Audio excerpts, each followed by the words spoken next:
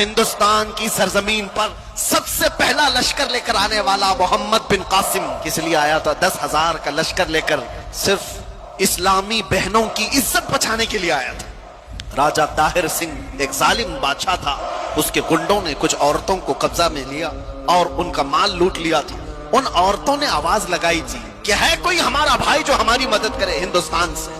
تو اس وقت کچھ عرب کے تاجر یہاں پر تجارت کے لیے آئے تھے، انہوں نے یہ معاملہ دیکھا تو واپس جا کر گورنر جو اس وقت تھا حجاج بن یوسف، اس کے زمانے میں وہ لوگ واقعہ سنا رہے تھے، تو اسی واقعہ سنانے کے دوران دربار میں یہ نوجوان محمد بن قاسم جو بھتیجا ہے گورنر کا گزر رہا تھا، سن کر اسے بڑا شاق ہوا۔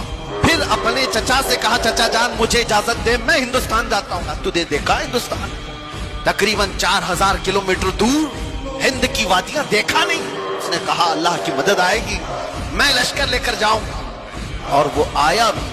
اور اس کے بعد راجہ طاہر سنگھ کو اس نے مخاطب کر کے کہا تھا محمد عربی کے شیر ہیں اور ہم مقابلے کے لیے آئے ہیں۔ اس کے بعد 3 دن کی لڑائی کے بعد گنڈے بھی راجہ بھی سب تتر بتر ہو گئے۔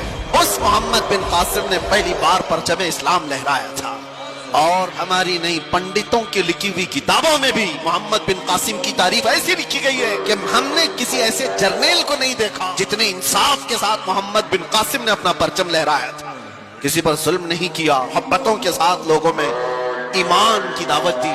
سوچئے آپ محمد بن قاسم جو اپنی بہنوں کی عزت کے لیے، اس کے سگی بہنیں کیا ہیں؟ دور اتنے دیش دور رہنے والی پیڑتائیں مظلومائیں، ان کی مدد کے لیے وہ وہاں سے چل کر آیا، جنگ بھی کیا، بہنوں کو آزاد بھی کرایا، اور ساتھ ہی ایمان کی دولت بھی تقسیم کیا لوگوں میں۔ لیکن اس کا انتقال ہوا تھا محمد بن قاسم کا 21 سال کی عمر تھی۔ ذرا اپنے گریبان میں جھانک کر دیکھو، 21 سے گزرے ہوئے بھی ہم بہت ہیں، 21 سال کی جوانی میں جو اتنا بڑا قدم اٹھا کر آیا، اس کے پاس وقت کی قدر و قیمت تھی۔ یہ وہ لوگ ہیں جنہوں نے دنیا میں تاریخ رقم کر دی۔ 19 سال میں تو جوان یہاں ابھی ایسے لگتے جیسے ابھی دودھ چھوڑا ہوا، جسے کچھ خبر نہیں۔